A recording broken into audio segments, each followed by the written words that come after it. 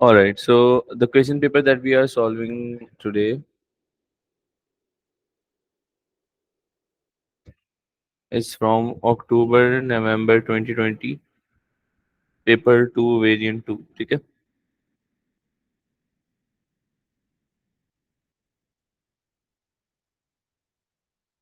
So let's start from question number 1.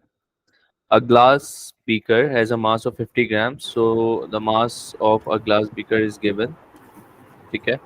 A liquid of density 1.8 centimeter cube is poured into the beaker until it reaches the 200 centimeter cube mark. ठीक है. एक liquid है जिसकी density इतनी है. ठीक है. और वो इतने मार्क के ऊपर पहुंच रहा है. ठीक है. So the volume of the liquid is given, the density of the liquid is given, calculate the total mass of the beaker and its contents. ठीक है. अब सबसे पहले we need to find the mass of the liquid. सही है. तो मुझे बताइए कि what is the formula for density? Density is equal to mass over volume. Mass upon volume. So we have to find mass here. तो mass will be equal to density times volume. और यहाँ पर density हमें given है 1.8 times volume हमें given है 200. So can you please tell me that what will be the mass of the liquid? Mass of the liquid कितना है? 360. 360 grams. ठीक है. अच्छा जी, यहाँ पर क्योंकि डेंसिटी में जो यूनिट यूज हुई हुई है वो ग्राम्स है, तो हमने अपना आंसर ग्राम में लिखा है. बट हेयर आपके पास जो ग्लास बीकर है उसका जो मास है वो भी it is also given in grams. So ठीक है. तो आप total we have to find the total mass of the beaker and its contents. तो हम निकाल लेते हैं total mass by adding them. तो total mass will be equal to 360 plus 50. So this would be equal to 410 grams. Is that clear? Sir convert नहीं करेंगे? No need to convert. अगर आपके पास यहाँ पे यूनिट लिखा हो ना बेटे, केजी, तो आप कन्वर्जन कर सकते हैं. Otherwise you can write both ways. ठीक है. कन्वर्ट कर भी सकते हैं, नहीं भी अगर करना चाहें तो दैट्स द राइट आंसर. ठीक है. अच्छा जी. The metre rule, the centre of mass of a meter rule is at 50 centimetre mark. जो आपके पास जो मीटर रूल है वो 50 सेंटीमीटर मार्क के ऊपर. What is meant by the centre of mass? Centre of मास क्या होता है? The point at which all the weight of the object seems to act. Okay. A point at which all the weight of an object seems to act. या इसको हम और कैसे define कर सकते हैं? तो ये अगर फॉर एग्जांपल इस पेंसिल को मैं यहाँ से होल्ड करूँ, इज इट बैलेंस्ड? नहीं सर. ओके. अगर मैं इसको यहाँ से होल्ड करूँ तो is it balanced now? Yes sir. Why is it balanced? आपने से सेंटर ऑफ मास से होल्ड किया. Okay, so it can also be defined as a point where from which an object can be balanced. ठीक है.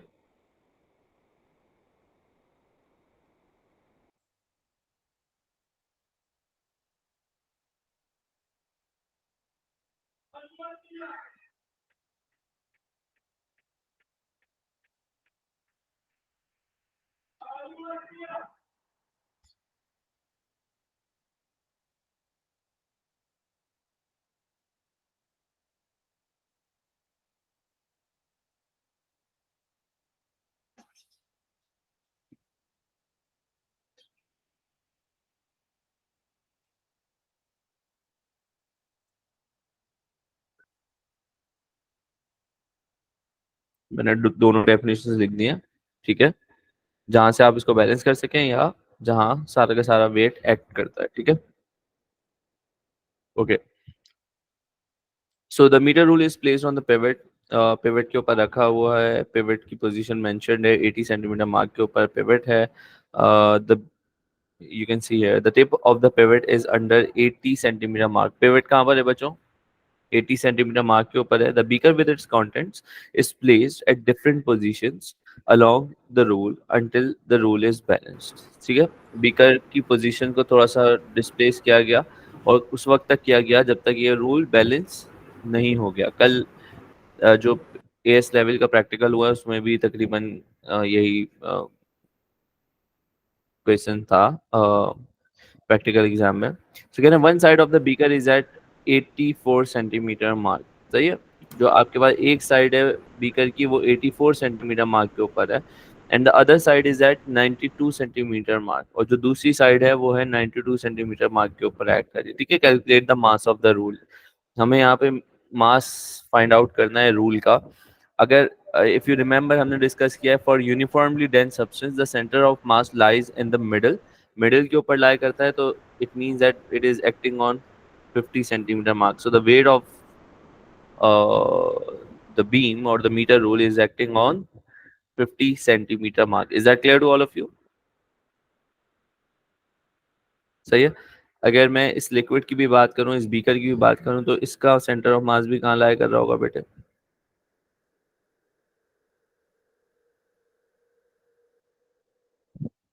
Here we have to calculate the mass. अच्छा, अब मैं यहाँ पर डायरेक्ट लिख सकता हूँ m1 times d1 is equal to m2 times d2.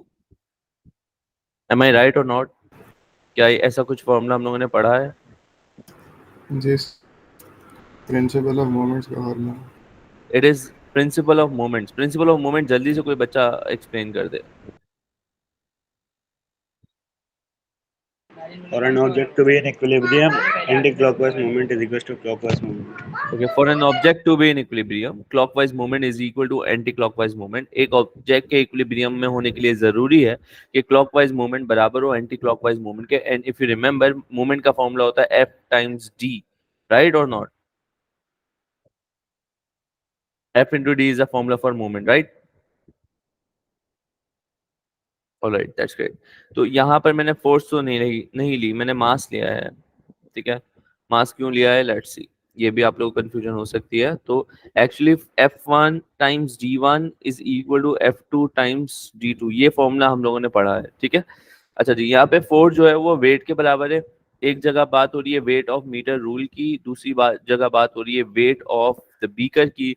तो अगर मैं बात कर रहा हूँ वेट ऑफ मीटर रूल की, तो मैं लिख देता हूँ M1G times D1 is equal to M2G times D2।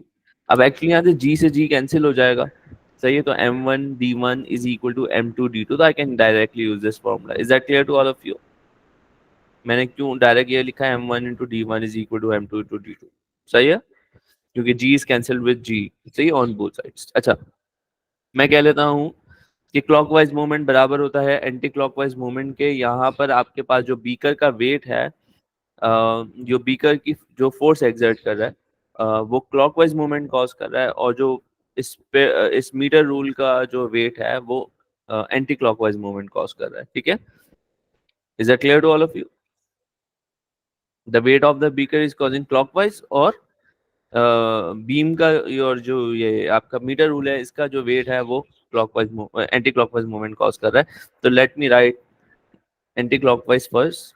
तो मुझे इसका मास ले लेता हूँ मैं, let's say its mass is m1, metre rule की बात हो रही है, और इसका डिस्टेंस पिवट से कितना डिस्टेंस हुआ बेटे? Starting from 50 and ending eight 80, तो कितना डिफरेंस हुआ?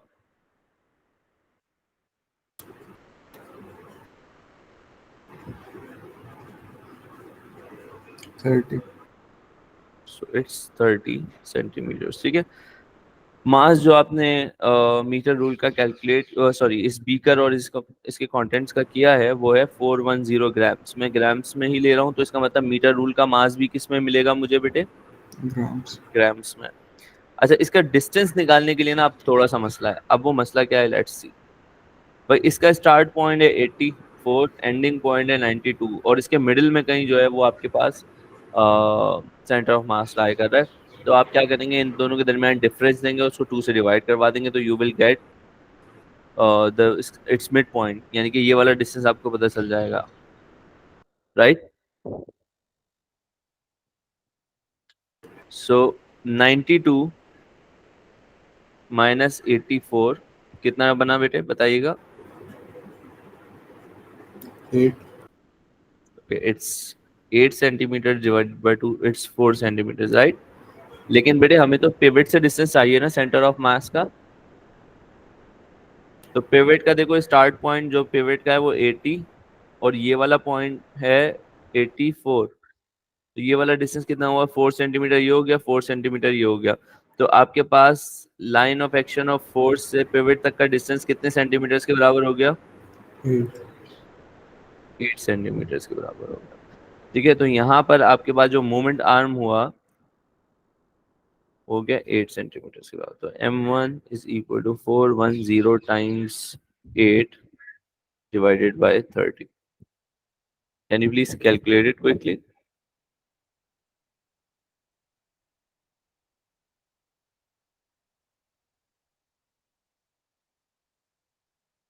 109.33. 109.33, 109 कर लेते हैं। सही, अगर इसको आप टू सिग्निफिकेंट फिगर्स में जैसे हम डिस्कस कर चुके हैं तो ये हो जाएगा 110 grams. 109. 109 grams, and in two significant figures it is 110 grams. Is that clear to all of you? यहाँ तक कोई प्रॉब्लम, कोई confusion? Okay, shows a thumbs up sign so that I know if it's clear. Okay, that's wonderful. Question number 2 पर आ जाते हैं। Question number 2 says the total mass of a wheelbarrow and its load is 90 kg. So here this is the total mass. A worker pushes the wheelbarrow and the load up a plank of length 2.0 meters. सही है। जो plank की length है वो 2.0 meters है, as shown in figure 2.1. ठीक है, the height of the platform is 0.60 meters. Height भी दी हुई है। The worker exerts a force of 290 Newton on the wheelbarrow in the direction in which the wheelbarrow moves. यानी कि ये जो फोर्स exert कर रहा है, जिस डायरेक्शन में wheelbarrow मूव कर रही है, वो 290 न्यूटन है। ठीक है, here it is. ठीक है, the gravitational field strength is 9.8 newtons per kg. To calculate the gravitational potential energy gained by the wheelbarrow. So we have discussed the formula for change in gravitational potential energy, and that is equal to mg delta h. ठीक है, the weight of the wheelbarrow, mass, बल्कि weight नहीं, mass दिया हुआ है 90 kg.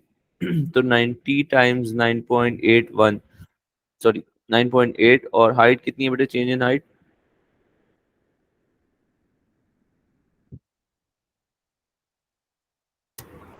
0.60, मुझे बता दीजिए।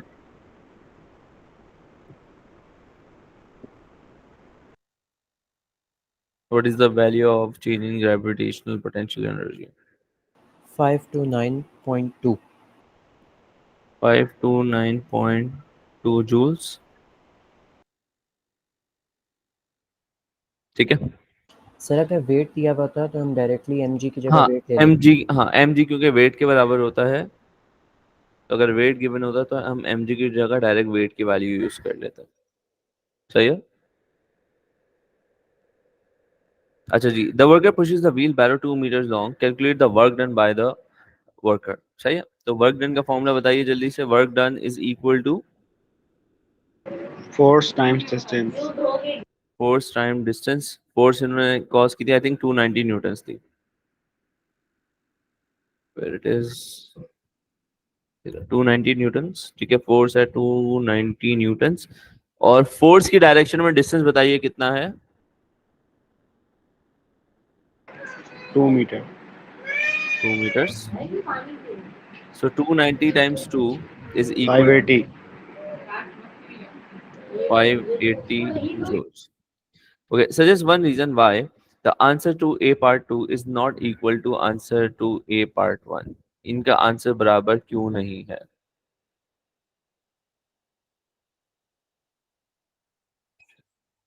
जी, सर एक वर्क डन एक energy.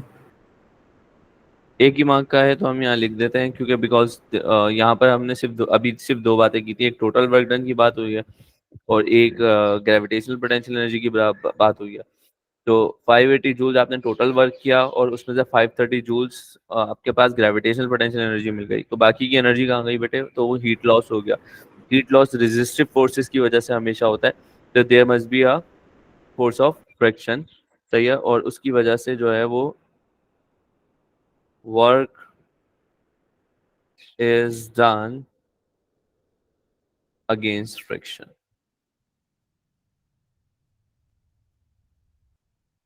Is that clear? Okay, some part of the work is done against friction. Is that clear, बच्चों?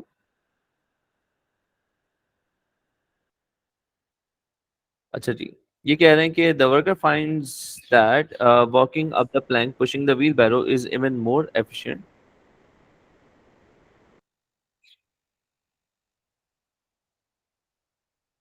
than the answer in A suggests. State what is meant by efficiency. सबसे पहले हमें efficiency बतानी है. Useful input or अच्छा, output. more inefficient, मैंने गलत पढ़ लिया, sorry. The worker finds that that walking up the plank, मतलब आप ऊपर चलते चलते और व्हील बैरो को पुश कर रहे हैं, is even more inefficient. ये inefficient method है then the answer is in A. सही है. अब आप सजेस्ट कर रहे हैं कि state what is meant by efficiency. तो एफिशिएंसी का जब भी आपके पास ये स्टेटमेंट आ जाए तो आप इसकी जगह इसका फॉर्मूला लिख सकते हैं कि efficiency is equal to useful energy या फिर power output divided by total energy input times 100. ठीक है. Suggest one reason why this method of lifting the load onto the platform is so inefficient. जी.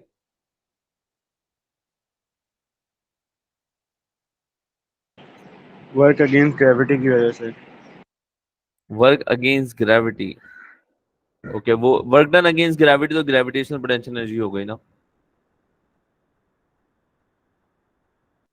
Work done against gravity तो gravitational potential energy के बराबर हो गई. What could be the reason? आपका prime objective क्या था इसके ऊपर वर्क डन करने का?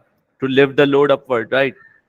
आप इसको लोड को ऊपर लेकर चले जाएं सिर्फ, राइट.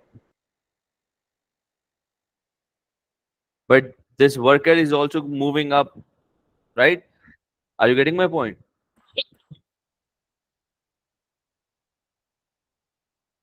तो the worker has to be lifted up, उसको भी ऊपर लिफ्ट करना पड़ेगा, तो उसको लिफ्ट करने के लिए भी वर्क डन करना पड़ेगा. तो that's why this method is inefficient.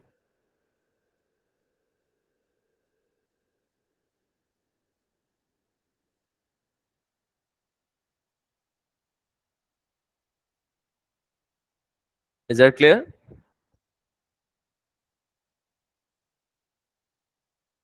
अच्छा जी. Figure 3.1 shows a hot water tank that contains two electric heater X and heater Y. You can see in the figure as well. इस तरह कोई question हमने attempt किया है पहले? Okay, leave it. अच्छा, दो हीटर हैं, heater X and heater Y. As you can see in the diagram, ये हो गया हीटर X और ये हो गया हीटर Y. ठीक है. Heater X is used during the day time. Heater X को आप डे टाइम में यूज कर रहे हैं, but heater Y is only use at night when electricity is cheaper. और हीटर Y को आप रात में यूज कर रहे हैं जब इलेक्ट्रिसिटी चीपर है. The tank is full of cold water and X is switched on. पूरे टैंक के अंदर कोल्ड वाटर मौजूद है और आपने X को स्विच ऑन कर दिया. The temperature of all the water above X increases very quickly. X के ऊपर जितना भी लिक्विड मौजूद है, जितना भी पानी मौजूद है, उसका टेम्परेचर बहुत जल्दी से राइज करता है. But the temperature of water below X much more slowly. But X के जो नीचे पानी है उसका जो टेम्परेचर है वो बहुत स्लोली इंक्रीज कर रहा है. Explain the process that causes the water above X to increase in temperature.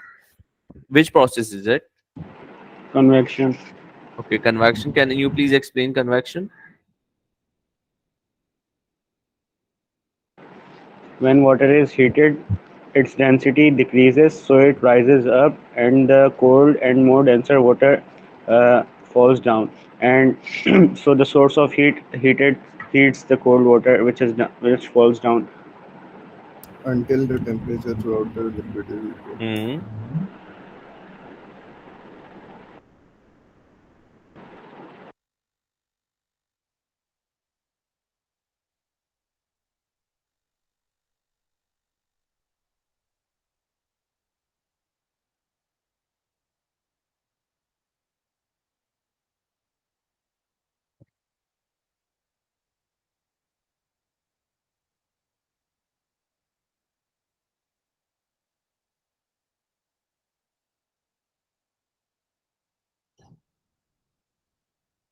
अच्छा देखिए, मैं सही लिख रहा हूँ कि the water above x when क्या लिख दिया, आप लोग की बात सुन भी रहा था और लिख भी रहा था, तो इसलिए स्पेलिंग मिस्टेक हो गई। When heated, it expands or molecules move further apart. Particle दूर दूर चले गए, मॉलिक्यूल दूर दूर चले गए. Its volume increases, और वॉल्यूम इंक्रीज होगा तो बेटे what will happen with the density?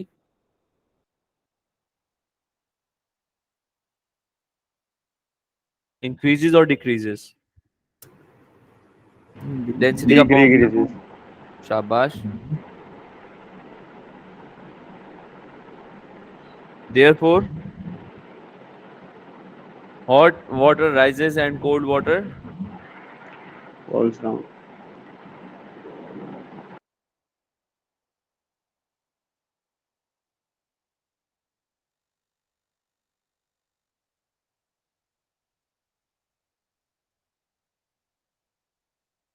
and convection current is produced.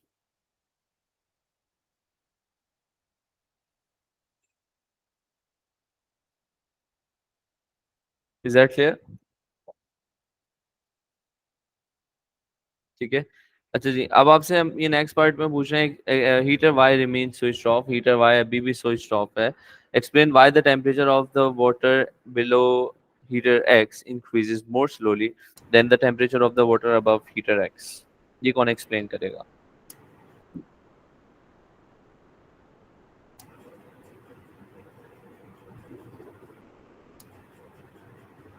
क्या कन्वेक्शन करंट जनरेट होगा हीटर के जो हीटर एक्स के जो नीचे पानी है उसके अंदर?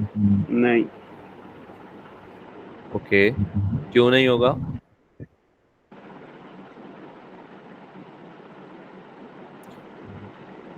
तो लेट्स अंडरस्टैंड. यहाँ पे जो हीटर के पास जो पानी था वो गर्म हुआ था, right, due to conduction, right. Okay, तो दैट्स वाई ये जो हॉट वाटर था ये राइज किया और कोल्ड वाटर सिंक कर गया, इसीलिए अपर पार्ट के अंदर कन्वेक्शन करंट जनरेट हुआ था. बट द वाटर बिलो, उसके साथ प्रॉब्लम क्या है? उसके साथ प्रॉब्लम ये है कि the water, hot water is already at the top और cold water is already at the bottom. बात समझ में आ रही है? जब हॉट वाटर पहले ही टॉप पर है, कोल्ड वाटर ऑलरेडी बॉटम पर है, तो किस तरह से लेस डेंस सिंक करेगा? बात समझ में आ रही है? हॉट वाटर लेस डेंस हुआ ना, तो इट विल नॉट सिंक, और cold water will not rise because it is more dense. तो डेंसिटी डिफरेंस जरूरी है कन्वेक्शन करंट जनरेट होने के लिए. तो यहाँ पर क्योंकि hot water is already at the top and the cold water is already at the bottom, तो कन्वेक्शन तो नहीं हो रही यहाँ पे. यहाँ पे जो हीट ट्रांसफर हो रही है वो किसकी वजह से हो रही है बेटे? कंडक्शन के थ्रू. सही है. तो यहां हम बता देते हैं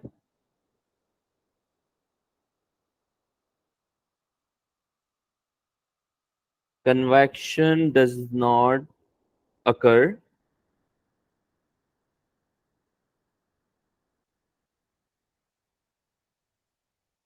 below x. ठीक है.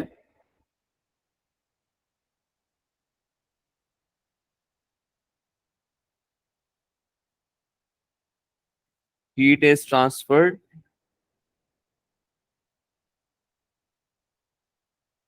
via conduction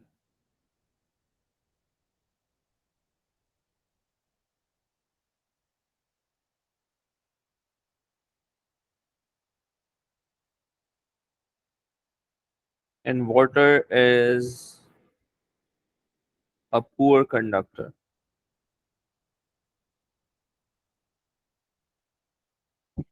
Is that clear बच्चों?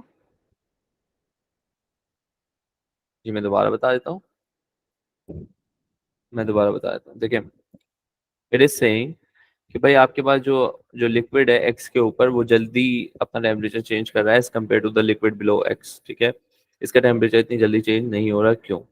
अच्छा, एक्स एक्स के ऊपर हमने समझ लिया था कि द वाटर अबव एक्स, सही है, is heated by conduction first. So ये जो लिक्विड था इसका वॉल्यूम इंक्रीज हुआ, डेंसिटी डिक्रीज हुई, hot water rises, cold water sinks, ये हमने पढ़ लिया. और इस डेंसिटी डिफरेंस की वजह से कन्वेक्शन करंट जनरेट हुआ था. Is that clear? More dense sink करेगा, हॉट एयर राइज करेगा. अच्छा, अब एक्स के जो नीचे पानी है उसके साथ देख लेते हैं कि सबसे पहले लेट्स अंडरस्टैंड दैट क्या कन्वेक्शन करंट जनरेट होगा या नहीं होगा.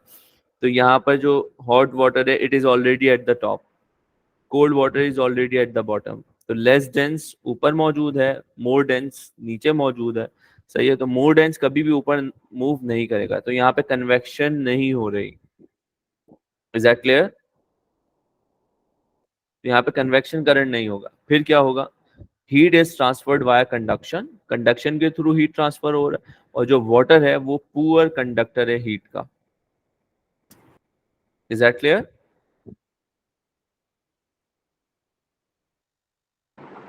सर कितनी देर की होगी class?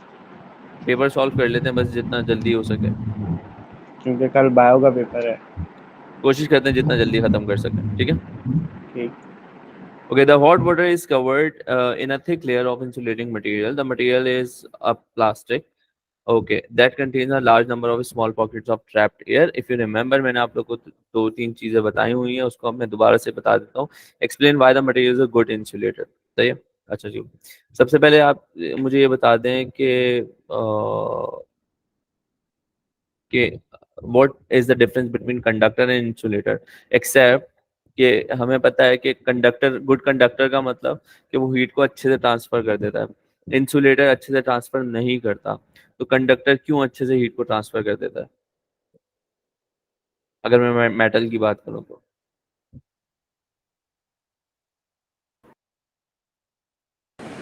Because they have free electrons. Free electrons होते हैं कंडक्टर्स में। अच्छा, हीट जो कंडक्शन के थ्रू जो हीट ट्रांसफर होती है that is because of the vibration of the particle और ट्रांसफर ऑफ फ्री इलेक्ट्रॉन्स। क्योंकि इंसुलेटर्स में फ्री इलेक्ट्रॉन्स नहीं होते, कंडक्टर्स में फ्री इलेक्ट्रॉन्स होते हैं, इसलिए वो अच्छे से हीट ट्रांसफर कर देते हैं। सेकेंडली, ये जो ट्रैप्ड एयर की बात कर रहे हैं, इंसुलेटर्स में small packet of trapped air मौजूद होती हैं जो कि वाइब्रेशन को ट्रांसफर नहीं होने देती, जिसकी वजह से हीट ट्रांसफर अच्छे से नहीं होती। तो यहाँ पर आप बता सकते हैं कि explain why material is a good insulator. So the first thing is कि आपके पास जो एयर है वो जो ट्रैप्ड एयर है, जो स्मॉल एयर पैकेट्स हैं, they will act as insulator या पुअर कंडक्टर है। तो मैं लिख देता हूँ trapped air is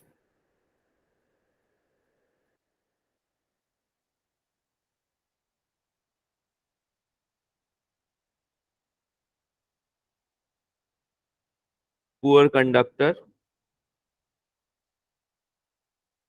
of heat and there are no free electrons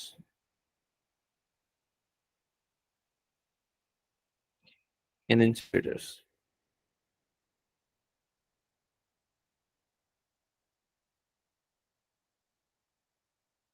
Is that clear? यही दो बातें हमें बेटे बतानी थी, ठीक है। Describe in terms of molecule the structure of a solid, और ये 3 मार्क का है। बता दीजिए स्ट्रक्चर ऑफ अ सॉलिड, बहुत बेसिक है।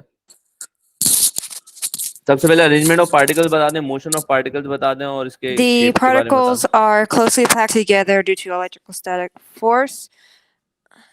दें। Not They not also they're also electrostatic, not electrostatic, it is intermolecular force. intermolecular force. They only vibrate between one another. Particles are tightly packed, ठीक है, that's one thing। और दूसरी बात बताइएगा, due to strong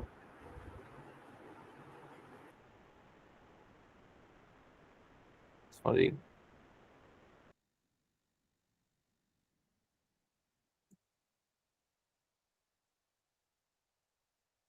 due to strong intermolecular forces, that's one thing। Second thing is the particles are in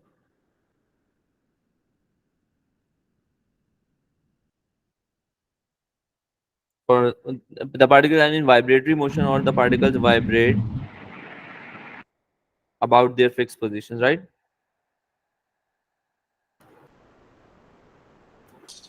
They can't also be compressed. Okay, इसको compress नहीं किया जा सकता। Anything else? टाइटली पैक्ड हैं, फिक्स पोजीशन में। 3 बातें वैसे हमने यहाँ बता दी हैं, टाइटली पैक्ड हैं, फिक्स पोजीशन में है, और आपके पास जो है वो they are in vibratory motion. सही है? Definite shape. Sir, regular pattern lattice. Okay, they are tightly packed in a regular, यहाँ लिख देता हूँ, इन अ रेगुलर पैटर्न, सही है, sir regular. Van wall forces लिख सकते हैं? एक सेकेंड, और दैट इज जी बेटे दोबारा बताइएगा। कह रहा हूँ वैंडर वॉल फोर्सेस लिख सकते हैं। यार लिख सकते हैं, बट हम यहाँ पर जनरल टर्म्स नॉर्मली प्रेफर करते हैं, ठीक है, आप लिख सकते हैं। अच्छा जी, figure 4.1 shows a metal worker heating a horseshoe to a high temperature before shaping it. The metal worker then cools the horseshoe by dropping it into 8 kg of water into 80 of water at 18 degree Celsius. इन्होंने क्या किया, उस metal शू को गर्म किया, heat किया, और उसके बाद उन्होंने पानी में डाल दिया, ठीक है। और पानी का जो मास है वो इन्होंने हमें दिया हुआ है, दैट इज 8 kg, और इसका इनिशियल टेम्परेचर जो दिया हुआ है वो दिया हुआ है इन्होंने 18 डिग्रीज, और जो फाइनल टेम्परेचर है वाटर का वो है 43 degrees. The specific heat capacity of water is also given, that is 4200। तो आपसे कह रहे हैं calculate the thermal energy transfer to the water as a horseshoe cools.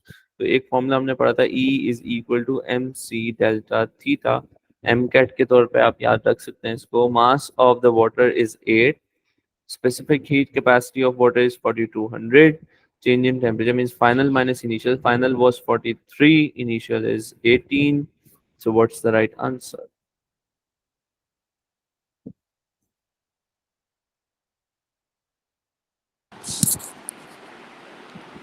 Eight, 84, 3, 4 zeros. Can you please repeat? 8 84, hmm 4, 840,000. 840,000. Basically. 840,000 joules, or 8.4 into 10 raised to the power 1 2 3 4 5. Is that clear? So now in the next part, they are saying that the heat capacity of the horseshoe is this much. Okay. Calculate the temperature of the horseshoe immediately before it is dropped into the water. ये specific इन्होंने heat capacity दी हुई है, specific heat capacity नहीं दी हुई। Heat capacity का अगर formula आपको याद हो, capital C over E over delta theta. Capital C is equal to E over delta theta. Energy आप ऑलरेडी कैलकुलेट कर चुके हैं, ठीक है।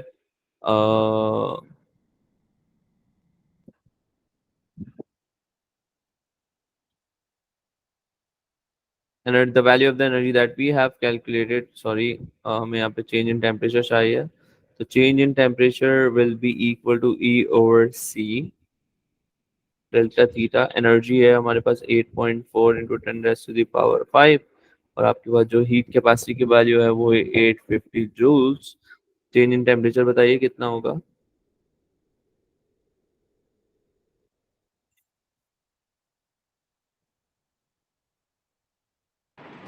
98, 988. 988.23.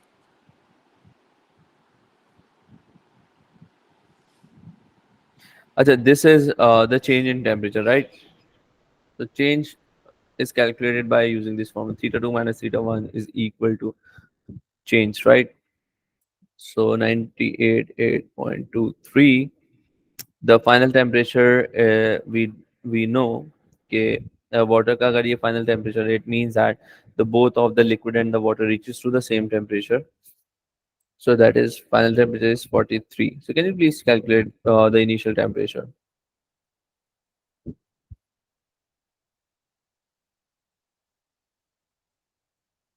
945. 945, कुछ गड़बड़ है, let me check, we have to calculate initial temperature।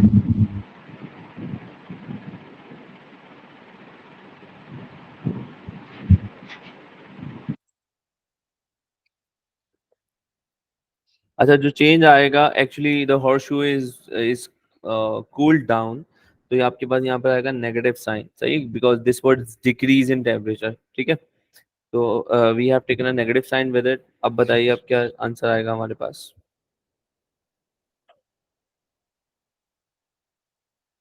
because if it is cooling down तो initial temperature कैसे ज़्यादा हो सकता है? That's how I identified this problem.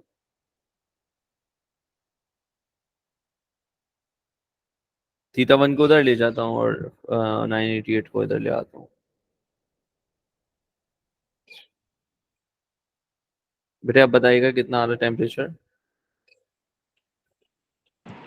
1031. 1031 degree Celsius, ठीक है। Is that clear to all of you, या यहाँ पे भी प्रॉब्लम है?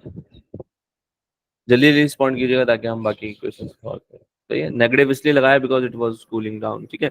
अच्छा जी, the cable of a washing machine contains 3 separate wires, there is a fuse in one of the 3 wires and you know that कौन से वायर पे हम लगाते हैं। Explain how the earth wire and the fuse together to make the washing machine safer. किस तरह से ये दोनों चीज़ें सेफर बनाती हैं वॉशिंग मशीन को। तो इफ यू रिमेंबर हमने 2 चीज़ें डिस्कस की थी for the safety, for the Earth wire and one other thing. We have discussed that there are 2 safety measures. One is for the consumer and one is for the electrical appliance. Electrical appliance के लिए हम use करते हैं what the fuse, सही है। और जो आपके पास जो consumer होता है उसके लिए हम use करते हैं earth wire, right? तो आप बता सकते हैं कि due to some fault or due to worn insulation or for any reason, if the live wire touches the case of the metal, so yeah, or the case of that washing machine, so फिर उसके बाद क्या होगा कि आपके पास जो excessive current है वो live means the casing will also become live, so the excessive current will travel into the ground through the earth wire, सही है। इस तरह से कंज्यूमर सेफ हो जाएगा। But when we talk about the device, तो उसके लिए क्या होगा कि when more current passes through that electrical appliance, तो आपके पास जो फ्यूज होगा वो ब्लो अप हो जाएगा, ठीक है।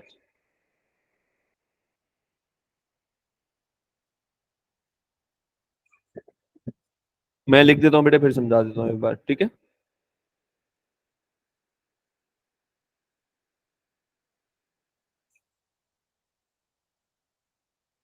If the live wire touches the casing of the washing machine,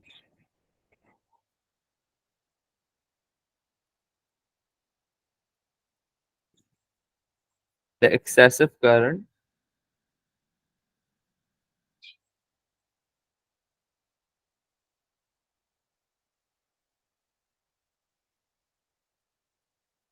moves into the ground through earth wire.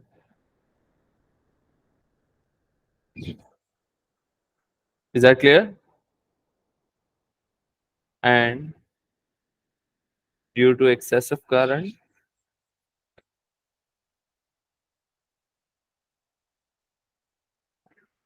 the fuse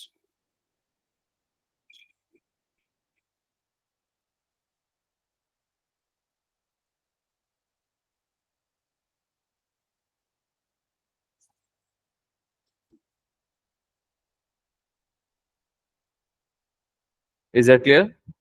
And the circuit disconnects. पहली बात क्या होगी कि अगर लाइव वायर आपके मेटल केसिंग को टच करता है तो excessive current will pass through that earth wire into the ground due to low resistance. कम रेजिस्टेंस होने की वजह से ग्राउंड में उस अर्थ वायर के थ्रू चला जाएगा। अच्छा जी, that's one thing. Second thing is कि आपके पास जो एक्सेसिव करंट है उसकी वजह से फ्यूज जो वो ब्लो हो जाएगा and the circuit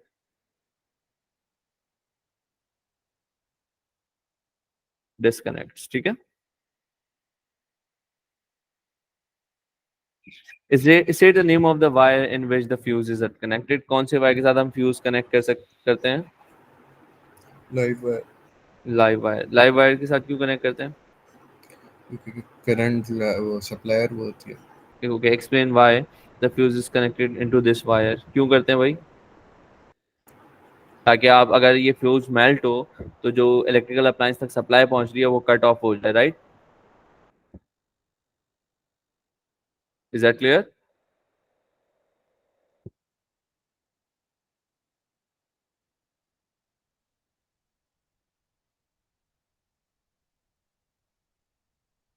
So when the fuse melts, the electricity supply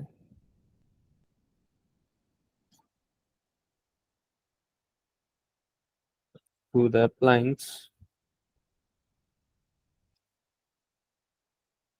cuts off. Is that clear?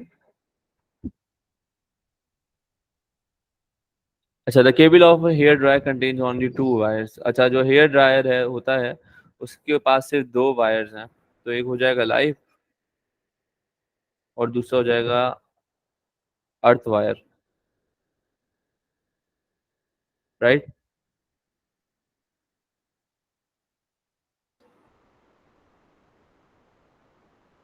Ji? Neutral. Neutral wire, earth wire नहीं होगा, अर्थ वायर सेफ्टी प्रोवाइड कर। अच्छा, क्यों जरूरत नहीं है? अच्छा, यही उन्होंने पूछ लिया नेक्स्ट पार्ट में। Suggest why the hair dryer does not need an earth wire, because it is made up of, जो इसकी केसिंग प्लास्टिक। प्लास्टिक से मिलके बना हुआ है। अगर मेटल का होता तो अर्थ वायर भी ऐड हुआ हुआ होता। तो आप देखिएगा 3 पिन प्लग्स जितने भी आपके इलेक्ट्रिकल अप्लायंस में होते हैं उनकी जो केसिंग होती है, यानी कि they are made up of metals, ठीक है?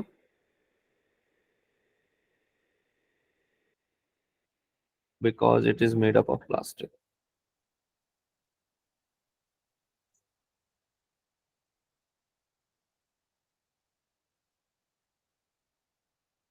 इज इट क्लियर बच्चों? अच्छा जी, phosphorus 32 is an isotope of phosphorus that undergoes radioactive decay. The most common isotope of phosphorus is phosphorus 31. Describe the structure and composition of a neutral atom of phosphorus 31. सबसे पहले आप बता देखिए, neutral atom की बात हो रही है तो यहाँ पे आपके पास 2 मार्क का क्वेश्चन है। दैट मींस हमें दो चीजों, 2 एक्सप्लेनेशन यहाँ पे बतानी है। The first thing is that number of protons. तो बताइए, how many number of protons do we have in phosphorus 31?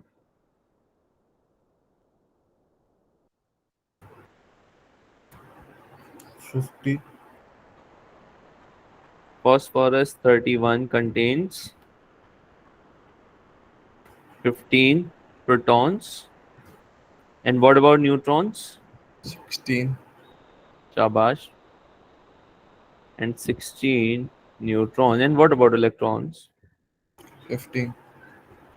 And 15 electrons.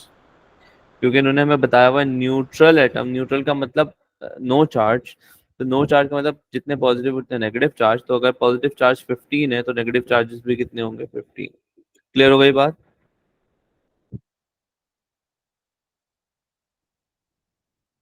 अच्छा जी, आपको state of an how an atom of phosphorus 32 differs from phosphorus 31। 32 और 31 में क्या difference है? तो वही आइसोटोप की definition.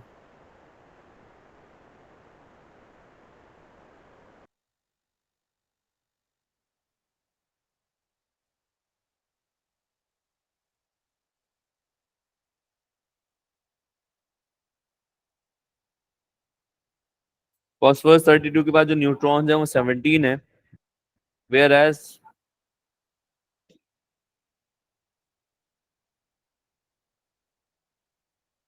phosphorus 31 contains 16 neutrons। Is that clear? ये वाली बात सबको क्लियर है? सर एक्सप्लेन करने के लिए सिंपली ये लिख सकते हैं कि न्यूट्रॉन्स चेंज है, नंबर ऑफ न्यूट्रॉन्स। बता दें, नंबर्स बता दें तो और अच्छा है, या आप ये बता दें कि there is a difference of 1 neutron in both isotopes. Okay sir. ठीक है।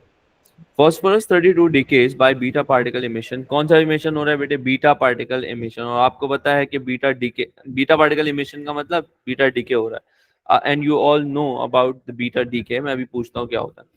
और इससे आपको मिल रहा है, क्या मिल रहा है बेटे? सल्फर मिल रहा है, right? The half life of this decay is 2 weeks. Half life दी हुई है इन्होंने, 2 हफ्ते की हाफ लाइफ है। How state how a nucleus of this isotope of sulfur is different to a nucleus of phosphorus. जब भी बीटा डीके होता है तो बताइए प्रोटॉन नंबर के साथ क्या होगा? एक से बढ़ जाएगा। Proton number will increase by 1. तो और न्यूक्लियन नंबर आपके पास एक कम हो जाएगा, या neutron number will decrease by 1, right? तो यहाँ पर आप बता देंगे, आपसे क्या पूछेंगे, state how nucleus of isotope is different to nucleus of phosphorus, तो आप यहाँ बता देंगे बिकॉज इट हैज सल्फर के बारे में,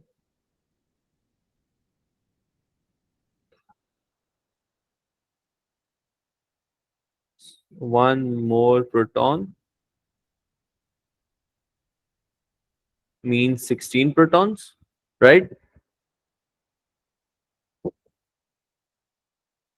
Is that clear?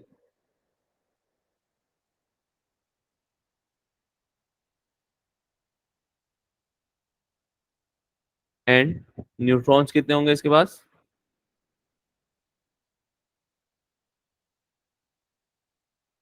16 neutron, 7 phosphorus 32 के पास होते हैं 17, इसके पास होंगे 16, तो आप कोई भी एक डिफरेंस लिख सकते हैं.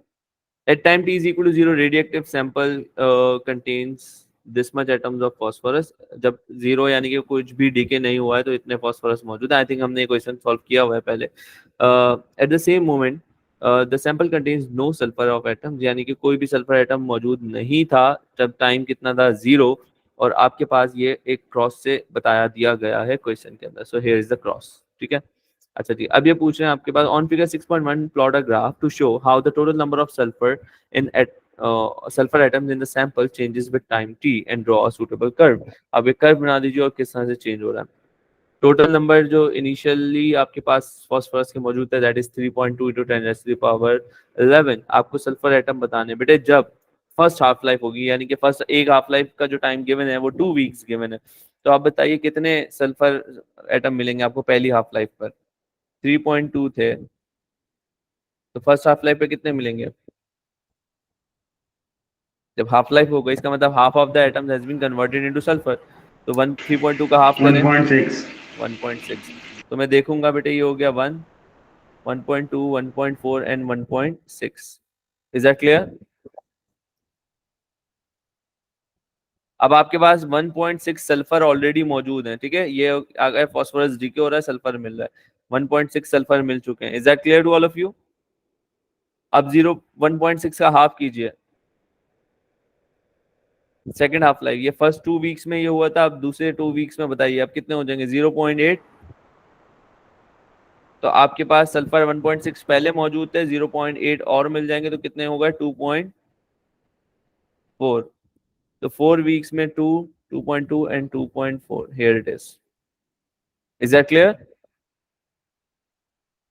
नेक्स्ट 2 वीक्स में आपको वैल्यू मिल जाएगी 0.4, तो आपको 0.4 और मिल गए, और कितने हो गए sulphur? 2.8 2 2.4 2.2 2.4 2.6 2.8. Is that clear? Next 2 weeks में 0.4 का हाफ 0.2 0.2 सल्फर और मिल गए, तो कितने मिल गए आपको? 3.0. तो आपको यहाँ पर मिल गए 0.0. अब आपको एक कर्व बनाना है.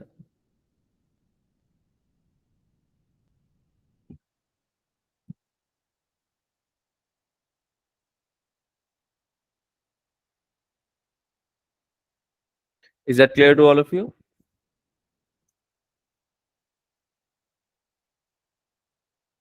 Okay, say two precautions when storing or moving radioactive material. सही है, तो स्टोरिंग के लिए भी और मूविंग के लिए भी, दोनों के लिए पूछ रहे हैं आपके पास क्या प्रिकॉशंस है, तो आप बताइए. द फर्स्ट थिंग इज के यूज ऑफ फोर्सेप्स और टोंग्स. ठीक है, store it in lead containers. Is that clear बच्चों?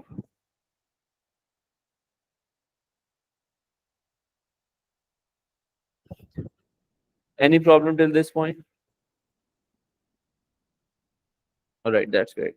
Question number 7 पे a bus leaves a bus stop at time t is equal to 0 and travels along a horizontal road until it reaches a second bus stop. सही है, एक bus stop से start हुआ, second bus stop पे he is moving on a straight horizontal road. Figure 7.1 is a distance time graph between 0 and 60 seconds. 0 से 60 seconds तक ये distance time graph mentioned है. मुझे जल्दी से बताइए बेटे, distance time graph gradient का फॉर्मूला बता दीजिए. Change in Y upon change in X, यही होता है. सही है. वाई एक्सिस पे कौन सी क्वांटिटी है मेरे पास बेटा? आई नीड क्विक रिस्पॉन्सेस ताकि हम जल्दी जल्दी सॉल्व कर सकें. Which quantity do we have on Y axis? Distance. Distance. And which quantity do we have on x axis? Time. Time. Distance upon time is equal to what? Velocity or acceleration? Velocity or speed. Acceleration is change in velocity upon time. ठीक है. अच्छा, अब यहाँ पर देख लीजिए, यानी कि इस ग्राफ का जो ग्रेडियंट है वो हमें बता रहा है स्पीड. अच्छा जी. The road on which the bus is traveling is a straight except for a short curved section. छोटा सा curved section है, उसके अलावा ये straight horizontal road है.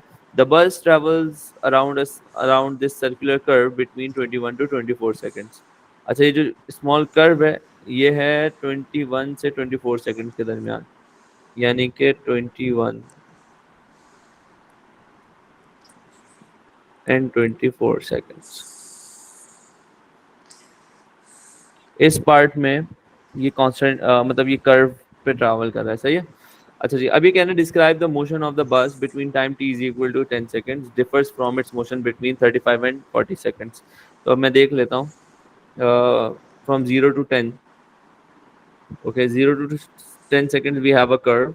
सही है. और ग्राफ में कर्व है. सही है, दोनों बातों में डिफरेंस है. और आपके पास 35 से 40 seconds. So here we have 35 ये रहा, 40 ये रहा. इन दोनों सेक्शन में क्या डिफरेंस है बेटे? दोनों कर्व हैं, और कर्व का मतलब क्या होता है? Non uniform gradient, right? Am I right और नॉट? जल्दी जल्दी बताइए. सही है. अब एक में स्टीपनेस इंक्रीज हो रही है, दूसरे में स्टीपनेस डिक्रीज हो रही है. तो आपके पास 0 से 10 सेकंड्स में the speed of the object, या क्या था, कार बस थी, तो द स्पीड ऑफ द बस is increasing from 0 to 10 seconds, but if we see here the steepness of the graph is decreasing. तो यहाँ पर हमें पता चला कि the speed of the bus is decreasing because the steepness is decreasing. Is that clear?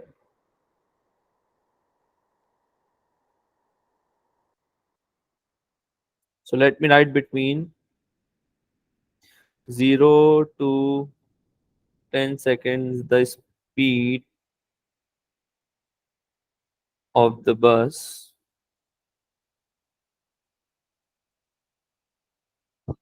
is increasing, right? और क्या हो रहा है?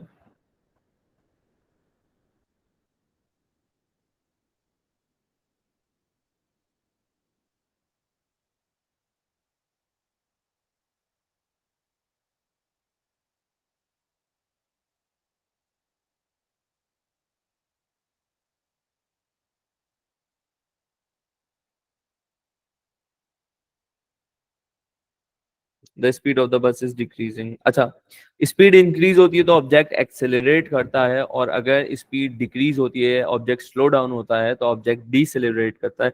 अच्छा जी, ये 3 मार्क का क्वेश्चन है, तो हमें यहाँ पर और भी कुछ डिफाइन करना होगा. You can see that this region shows more steepness, right, as compare to this section. तो विच शोज कि भाई आपके पास ज्यादा एक्सेलरेशन है, मतलब 0 से टू 10 सेकंड में acceleration is more than deceleration, right? तो यहाँ पर क्योंकि स्पीड इंक्रीज हो रही थी तो I can use the word acceleration because it is accelerating, और यहाँ पे स्पीड डिक्रीज हो रही है तो I can use the word deceleration. So I can say that is yeah, you can say that speed is increasing at a faster rate from 0 to 10 seconds, और speed जो है वो as compared to the decrease in speed. दोनों बातें लिख सकते हैं, या तो rate का वर्ड यूज कर लें या acceleration deceleration का वर्ड यूज कर लें. ठीक है.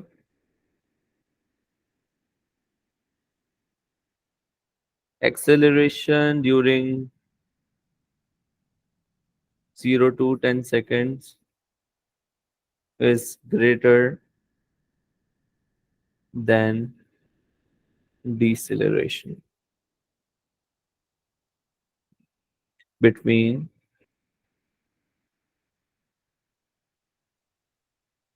35 to 40 seconds. ठीक है.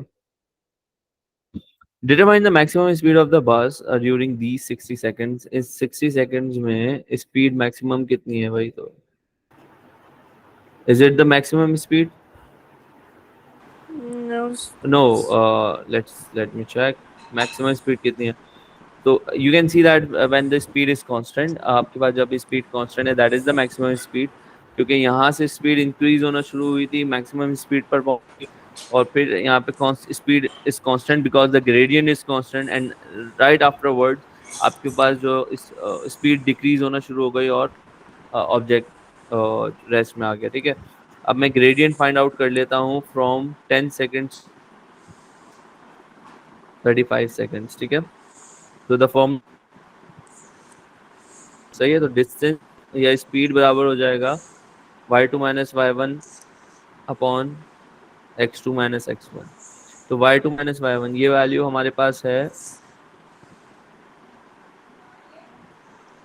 50 60. एक ये हो गई हमारे पास 60 हो गई y1 की वैल्यू, और 35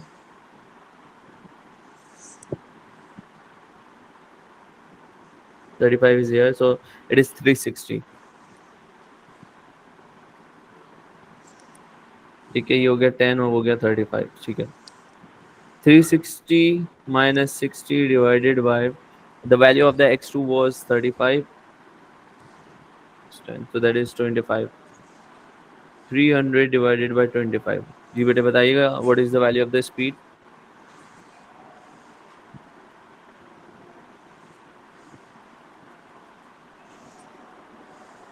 Is that clear to all of you? जो भी अभी हमने जल्दी जल्दी वर्किंग की है, इसमें कोई प्रॉब्लम बेटे? Okay, that's great.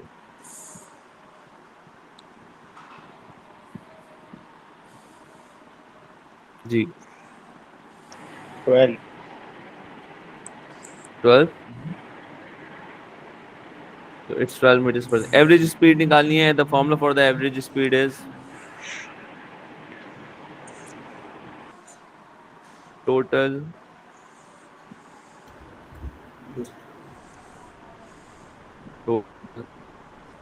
time. ठीक है. Before coming to rest the total distance, let me check what is the value of the total distance. ये वाला वो पॉइंट है जब ये रेस्ट में आ चुका है. ठीक है. क्योंकि इसके बाद स्ट्रेट हॉरिजॉन्टल लाइन है. Straight horizontal line shows zero speed which means constant speed. तो ये इसकी वैल्यू में मिली है 390. So 390 meters is the total distance. और जो हमारे पास टोटल टाइम है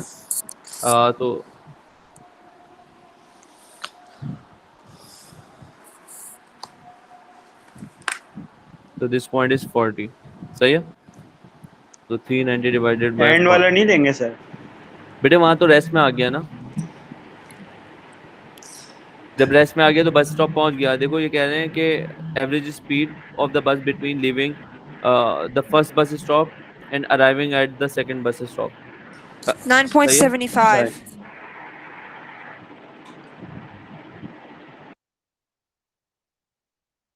It said how velocity differs from speed.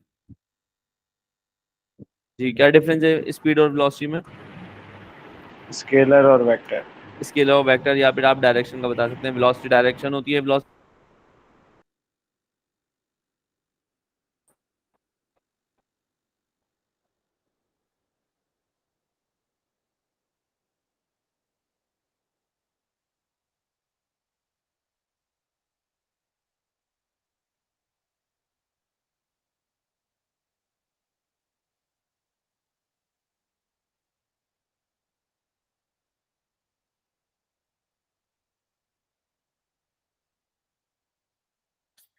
अच्छा.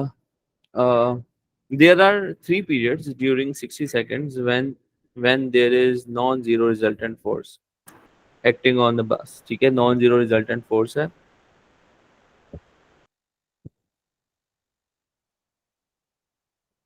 Can you see my screen? Is it visible to all of you?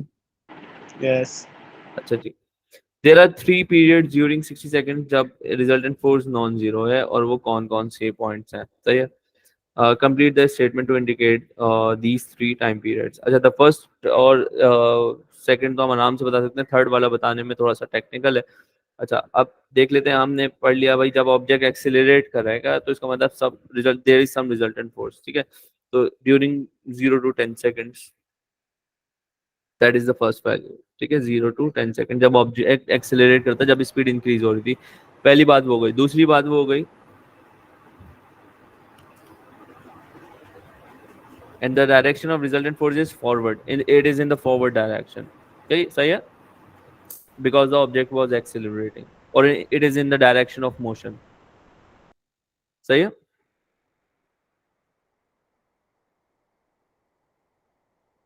or between 35 to 40 seconds, you can say.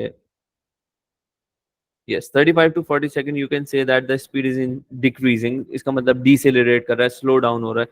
Slow down में बताइए direction क्या होनी चाहिए. Backward.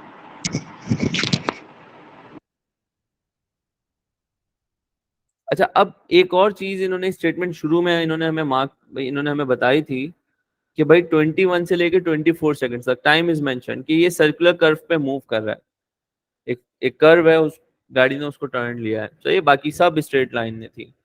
तो और वो हमने यहाँ पे मेंशन भी किया था, this is the point. Is that clear. तो इस पॉइंट में आपके पास स्पीड तो कांस्टेंट है, लेकिन वेलोसिटी कांस्टेंट नहीं है. Are you getting my point? Because circular path में it is continuously changing its direction. Is that clear. Yes. और सर्कुलर पाथ में जो रिजल्टेंट फोर्स की डायरेक्शन होती है वो कहाँ पर होती है? To the center.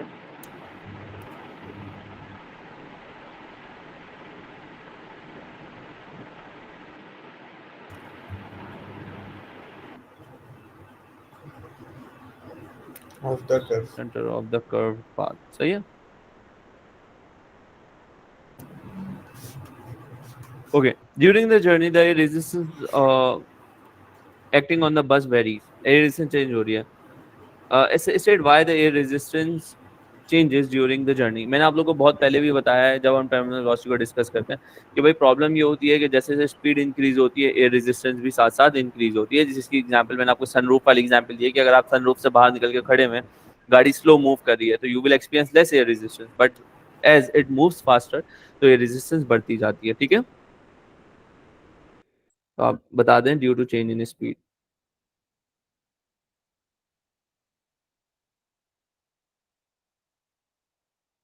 ठीक है. On figure 7.1 mark and label with an M a time where the air resistance is a maximum value. Air resistance सबसे ज्यादा कहां पर होगा?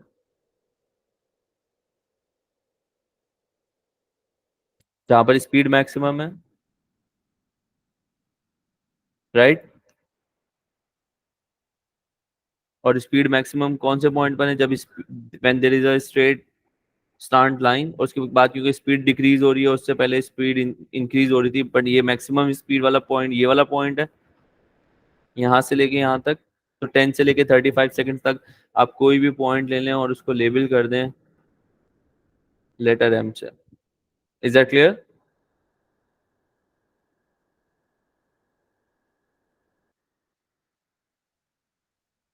Okay. Question number 8. A thin converging lens is made up of a transparent material of refractive index 1.4. Refractive index is given. A ray of light traveling in a straight in air strikes the surface of the lens at an angle of incidence 55 degrees. Angle of incidence is given. Angle of refraction हमें हमसे पूछा गया है, तो formula हो जाएगा sine i upon sine r. Sine i ही क्यों यूज किया, साइन आई अपॉन आर ही क्यों यूज किया? Because light is was travelling from air and then entering into the lens. तो आप फॉर्मूला ये वाला यूज करेंगे. 1.4 साइन आई की वैल्यू दे दी है इन्होंने साइन 55, और इससे आर निकाल के बता दीजिए जल्दी से.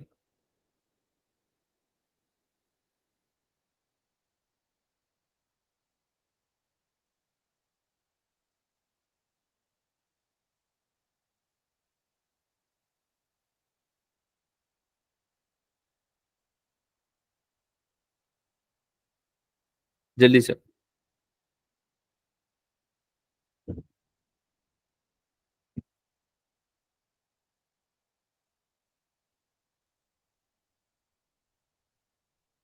$35.81.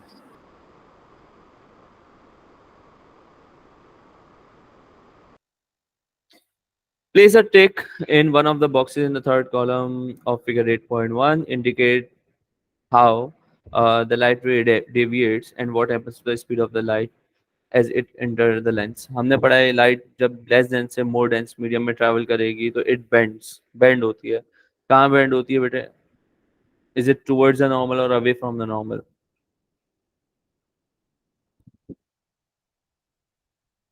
It is travelling from less dense medium to more more dense dense में टुवर्ड्स द नॉर्मल, नॉर्मल। और स्पीड क्या होगी? इंक्रीज होगी डिक्रीज होगी? स्पीड डिक्रीज होगी। So this is the right option. ठीक है, स्पीड डिक्रीज हो जाएगी और आपके पास it bend towards normal and frequency does not change या remain same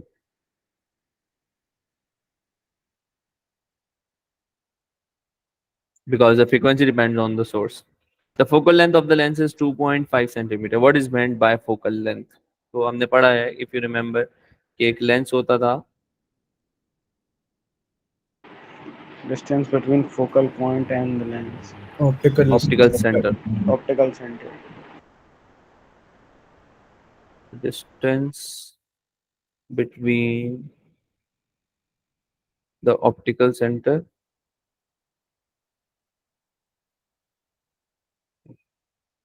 and principal focus of the lens. So sorry for my writing, मैं बहुत जल्दी लिख रहा हूँ। ठीक है, चलिए ये आ गई अब आपके पास ray diagram on figure 8.1 is a full scale diagram that shows an object of height 3.0 centimeters, height दी हुई है 3.0 centimeters. You can see one box, two box, three box. यहाँ मेंशन भी है कि एक बॉक्स का साइज हॉरिजॉन्टल और वर्टिकल एक्सिस पे कितना है। सबसे पहले हम फोकल पॉइंट की पोजीशन मार्क कर लेते हैं। ये हो गया हमारे पास ऑप्टिकल सेंटर। ठीक है बच्चों, तो दोनों साइड पर मैं ड्रॉ कर लेता हूँ कि हमारे पास जो फोकल लेंथ थी वो कितनी गिवन थी 2.5।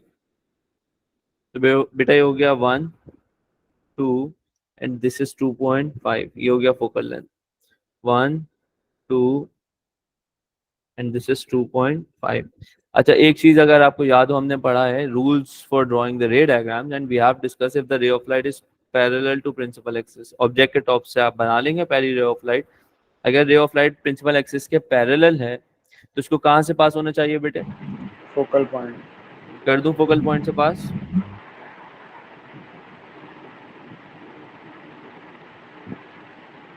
Is that clear? यस। ठीक है, अच्छा जी। if the ray of light is passing through हाँ मैं एनोटेशन बहुत देर में मुझे नजर आ रही है अपने लैपटॉप पर। अच्छा जी, if the ray of light is passing through optical center,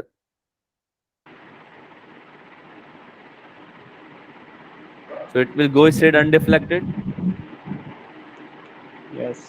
ठीक है, so this is the point where the image is produced और मैं इमेज का कलर चेंज कर देता हूँ ताकि हम इसको इजीली आइडेंटिफाई कर सकें। It is somewhere here. ठीक है, यहाँ पर आप इमेज बन रही है। अब आप कहना distance determine the image distance I from the lens. Lens से इमेज डिस्टेंस निकालना है। ठीक है, इमेज डिस्टेंस कितना हो जाएगा बेटे? ये हो जाएगा 1 2 3 एंड 3.5 सेंटीमीटर्स। तो आपके पास जो इमेज डिस्टेंस आया वो आ गया 3.5 सेंटीमीटर्स। अब आपको याद हो अगर मैग्निफिकेशन का फॉर्मूला, तो मैग्निफिकेशन का फॉर्मूला होता है image distance measured upon upon object distance. शाबाश, इमेज डिस्टेंस आया हमारे पास 3.5, ऑब्जेक्ट डिस्टेंस कितना है हमारे पास? Let's see 1 2 3 4 5 6 7 8 9। बताइए क्या आंसर आ रहा है? 3.5 अपॉन 9।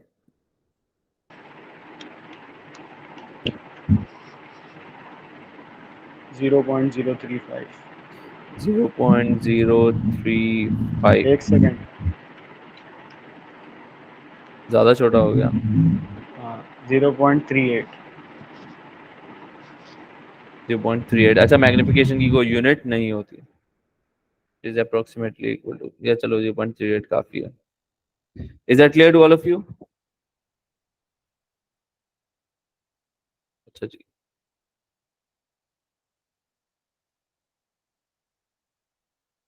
नेक्स्ट पार्ट में आपसे पूछ रहे हैं कि describe how converging lens is used in a camera. ये कौन डिफाइन करेगा बेटे? कैमरा में के अंदर किस तरह से कन्वर्जिंग लेंस यूज होता है?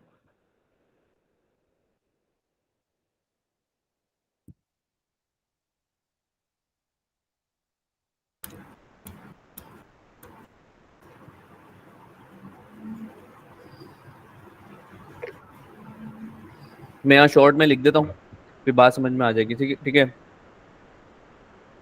सबसे पहले आपके पास light from the object, light comes from the object, enters into the lens। सही है, लेंस में एंटर होती है। लेंस क्या करता है? Lens focuses the light onto, if it's a old school camera, वो वाला जो पुराना नेगेटिव वाला कैमरा होता था, तो उसमें आप कह सकते हैं कि onto onto the photographic film, सही है, या फिर ऑन डिजिटल स्क्रीन जो भी उसकी होती है वहां पर फोकस कर देगा और उससे आपको इमेज मिल जाएगी। Is that clear?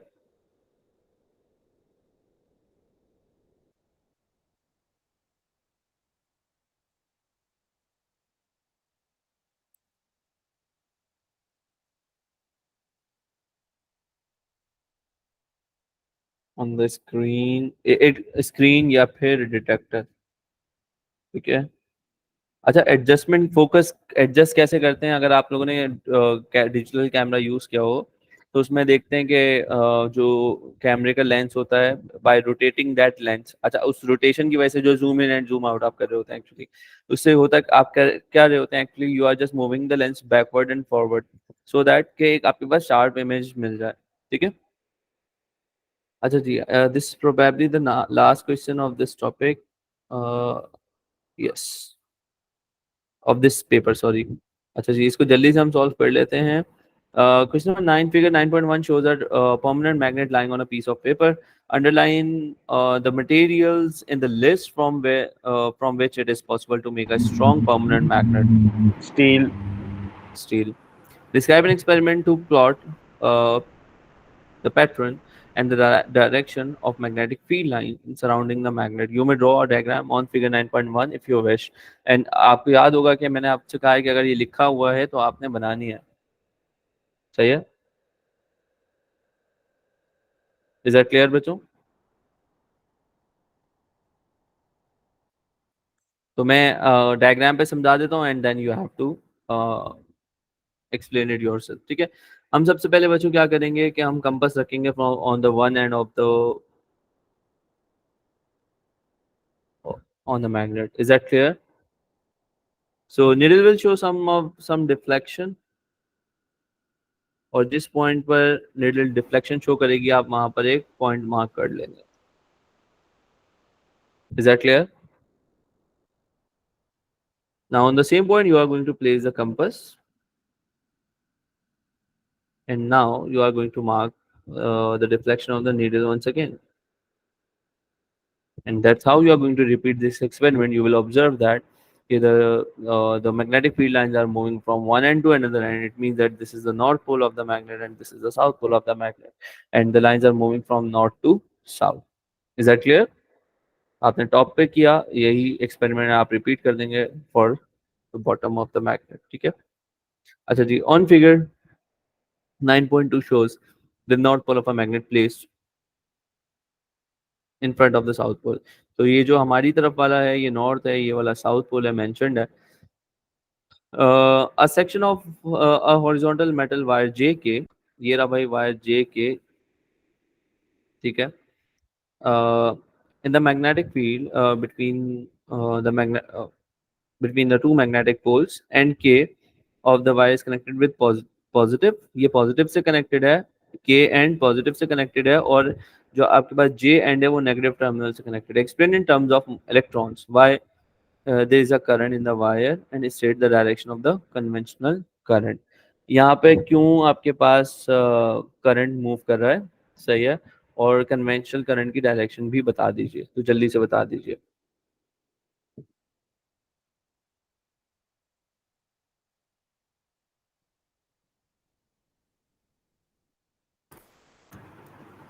करंट क्यों मूव करता है किसी भी कंडक्टर में?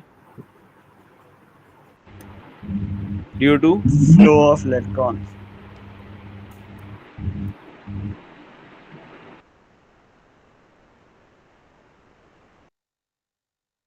Is that clear? Due to free electrons या due to flow of free electrons, ठीक है. या यूं कह सकते हैं कि free electrons are attracted towards the positive terminal, right?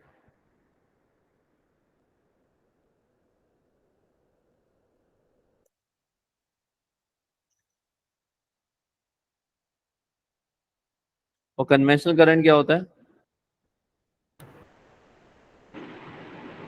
Flow, direction of protons. Yeah, current. Okay. Flow of Conventional protons. current moves from positive यानी कि K to negative means J. Is that clear? अच्छा, अब ये कह रहे हैं कि state the part of the J K that is in the magnetic field experience the force, ठीक है. State the direction of F and describe how this direction is deduced. सही है. आप एक डायरेक्शन बताइए और आप बताइए कि कैसे आपको पता चली. सही है. तो सबसे पहले आपके पास फ्लेमिंग लेफ्ट हैंड रूल बना लीजिए, और the direction of magnetic field, your index finger is going to represent the direction of magnetic field, so it is into the paper, north to south, ठीक है. अच्छा जी, अब आपके पास जो करंट की डायरेक्शन है, हम कन्वेंशनल करंट की डायरेक्शन लेते हैं, that is from K to J. It means that towards my left side, ठीक है. And where is my thumb right now? Downwards. तो आप बता देंगे कि आपके पास जो वायर पे जो फोर्स लग रही है वो डाउनवर्ड डायरेक्शन में है, और आप बता दीजिए conventional current is from positive to negative, not to south, not magnetic field is not to south. और आपने फ्लेमिंग्स लेफ्ट हैंड रूल के थ्रू बता दिया कि आपकी इंडेक्स फिंगर रिप्रेजेंट करेगी मैग्नेटिक फील्ड को, आपकी मिडिल फिंगर रिप्रेजेंट या सेंटर फिंगर रिप्रेजेंट करेगी करंट को, एंड आपका थंब रिप्रेजेंट करेगा the direction of the force. Is that clear?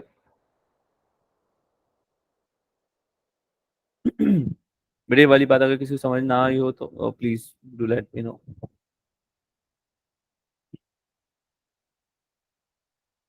That's great. The equipment figure in figure 9.2 is used in a similar experiment. The part of JK lies between the poles of the magnet now passes along a iron tube that is in a fixed position. अब एक iron tube से pass हो रहा है that is in fixed position. The tube is shown in figure 9.3. ये tube दिखा दी उन्होंने. Tube fixed position में याद रखिएगा. Okay, the JK is connected to the battery in the same way as before. State what happens to the force on the wire. Explain your answer. अब क्या होगा?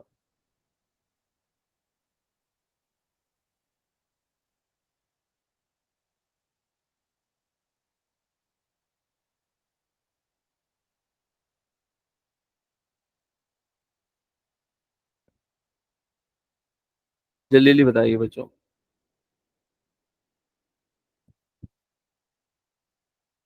अच्छा, एक्चुअली ये वैसे तो आपके सिलेबस का पार्ट अब नहीं है, लेकिन फिर भी इंसान बन जाऊंगा.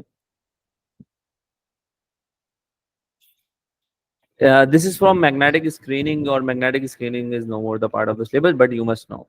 अब जब आपने आयरन ट्यूब यूज की तो magnetic field, iron is a magnetic material, am I right और नॉट?